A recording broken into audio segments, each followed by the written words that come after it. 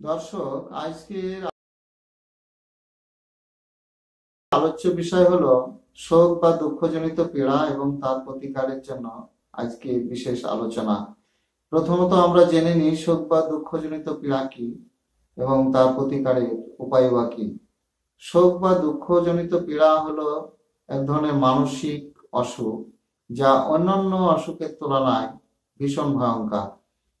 এই অসুখ বিভিন্ন কারণে হতে পারে, যেমন মানসিক আঘাত, বিষয় সম্পত্তি হারানো, নিকটতম প্রিয়জনের বিয়োগ, বা কোনো প্রেমে নিরাশ হওয়া। তাছাড়াও স্বামী স্ত্রীর গরমিল বা অমিল এবং অন্যান্য কারণেও এই অসুখ দেখা দিতে পারে। এর ফলে শারীরিক ও মানসিক দিক ভীষণভাবে ভেঙে পড়ে বা জীর্ণশীর্ণ হয়, মানসিক দিক অবসন্ন হয়ে পড়ে, শরীর খুব দুর্বল হয়। এর কয়েকটা গুরুত্বপূর্ণ ওষুধ নিয়ে আমি এখানে আলোচনা করবো। প্রথমত ইগনেশিয়া নিয়ে বলতে চাই।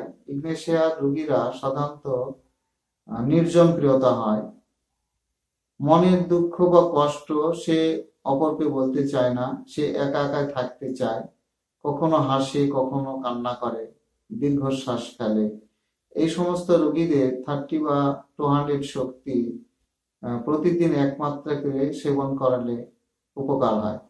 এছাড়াও 1M 10M বা আরো উচ্চ শক্তি প্রয়োজনে ব্যবহার করা যায়।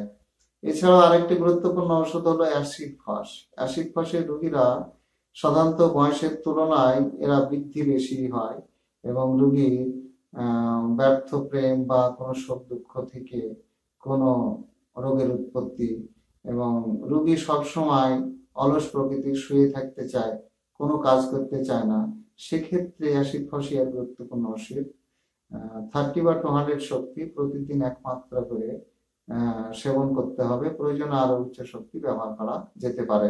এছাড়াও আরেকটি ওষুধ হলো পালসিটিলা।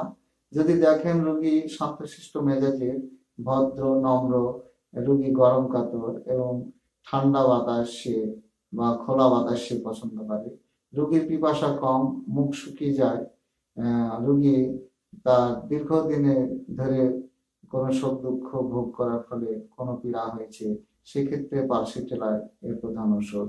প্রতিদিন এ 30 বা 200 শক্তি একবার করে সেবন করার পর প্রয়োজনে আরো উচ্চ শক্তি ব্যবহার করলে এই অসুখ সেরে যেতে পারে।